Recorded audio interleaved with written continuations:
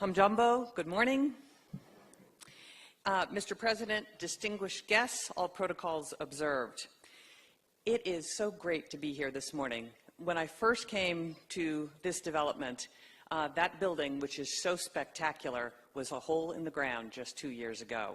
So I think, first of all, round of applause for CCI Global and everything that you have done here. And also a round of applause for Tatu City, who has been an amazing host and amazing development partner.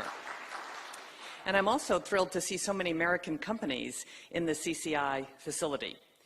I think many of you know that I've been traveling around Kenya and the United States talking about how investments in Kenya ultimately increase prosperity for both Kenyans and Americans. And although there's lots more work to be done, our economic partnership between Kenya and the United States in facilities like this is strong and growing.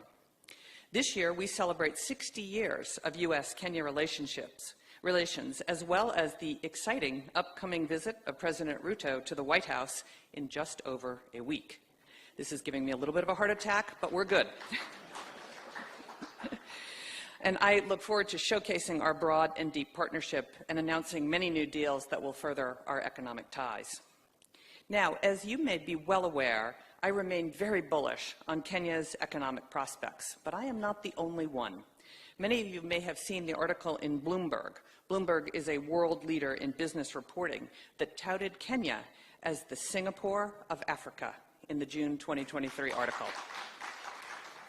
And the Economist Intelligence Unit just listed Kenya as among the very best places for doing business in 2024, one of only 2 African countries that made their lists of prospects. The other thing the government of Kenya is doing, and the reason that they are making, I think, such headway on these different lists and different articles, is the government of Kenya is working very hard to improve the business climate. Every country can improve their business climate, and we are seeing very tangible results in some of the changes that have been made in the last year. And I'll just highlight 3 of them that are very relevant to this sector. First is the elimination of the VAT on exported services. Elimination of the domestic equity requirement for ICT companies. And steps to revitalize Kenya's special economic zones to maximize their competitiveness. As CCI knows better than anyone, the lifting of the export services tax had immediate impact. Since the Ruto administration lifted that tax, JetBlue, AT&T, and T-Mobile have all started operations with CCI in Kenya.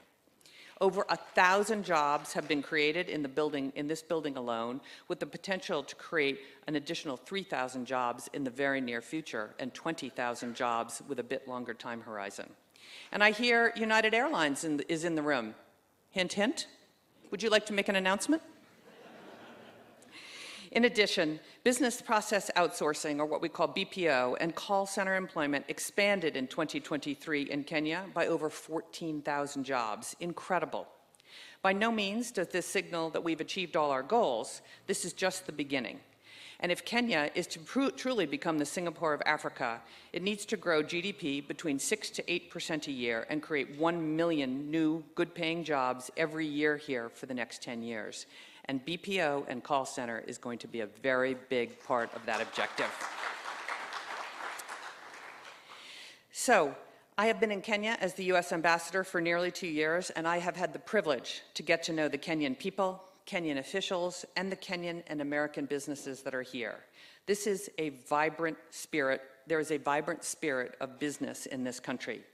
This is the moment to capitalize on our partnership and advance our economies. This is the moment to create good-paying jobs and improve our citizens' lives.